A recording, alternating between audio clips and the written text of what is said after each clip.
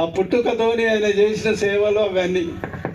మరి ఆ మహావీరుడు క్యాస్ట్ కోసం, కులం కోసం బీద బిక్కి అక్కడున్న పశువుల కాపరి ట్యాక్స్ వేస్తే నైజాం గవర్నమెంట్ని ఎదిరించిన మహావీరుడు కొమరం భీం. భూమి కోసం, భుక్తి కోసం, తెలంగాణ విముక్తి కోసం మరి పోరాడిన మహా వ్యక్తి. అట్లానే జల్ జంగల్ జమీన్, మరి ఇవన్నీ అందరికి అందాలా, మరి సామాన్య మానవుడికి కూడా అందాలా. ముఖ్యంగా ఈ జాతిని, ఆదివాసీ నాగపూర్ జాతిని కూడా నేను ఉద్ధరించాలని చెప్పేసి మరి పోరాడిన మహా వ్యక్తి కొమరం భీం.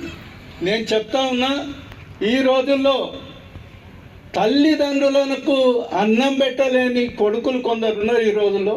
అటువంటి ఒక కులం కోసం, ఒక బీద బిక్కి కోసం పోరాడి తన ప్రాణాలనే లెక్క చేయకుండా త్యాగం చేసిన మా వ్యక్తి కొమరం భీం అనే సందర్భంగా చెప్పక తప్పదు. అందుకే మన ఆదివాసీలందరూ గ్రామ గ్రామాన కొమరం భీం గుర్తు చేస్తూ విగ్రహావిష్కరణ కూడా చేసుకుంటా ఉన్నాం. దాంట్లో మరి తానాకళాలు చేసినందుకు మీ అందరికీ మరొకసారి ధన్యవాదాలు, శుభాకాంక్షలు తెలియజేస్తూ, మరి కొమరం భీం గురించి గతంలో ఇప్పుడు చెప్పడం జరిగింది. జోడగాంలో మరి చనిపోయిందని చెప్పి గత ప్రభుత్వం జోడగాంలో కొమరం భీం విగ్రహం 25 అడుగుల విగ్రహం కూడా నెలకొల్పిన ఆ గవర్నమెంట్, అప్పుడు కేసీఆర్ గారు గవర్నమెంట్ నెలకొల్పడం జరిగింది. అట్లాగే శృతివనం మనకు తెలుసు, హైదరాబాద్లో బంజారా హిల్స్లో బంజారా భవన్, మన ఆదివాసీ బంజారా భవన్ 5 కోట్లతో బంజారా భవన్ కూడా అప్పుడు నిర్మించినాం.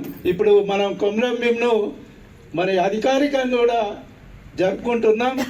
మరి ఈ సందర్భంగా మరొక్కసారి ఆదివాసీలందరికీ ధన్యవాదాలు తెలియజేస్తూ, మరి ఇటువంటి కార్యక్రమాలు మరెన్నో మీరు ముందుకొచ్చి చేయాలని. ఎందుకంటే రామచందర్ గురించి నాకు తెలుసు, స్ట్రైట్ ఫార్వర్డ్, నేను ఎట్లనో ఆయన అంతే, ఆ మెంటాలిటీ అంతే. ఆయన ఒక హెచ్ఎం ఉన్నప్పుడు కూడా మరి అలా క్యాస్ట్ కోసం తప్పించిన వ్యక్తి రామచందర్. ఇక్కడనే ఉన్న ఎగ్జాంపుల్ శిరీష అనే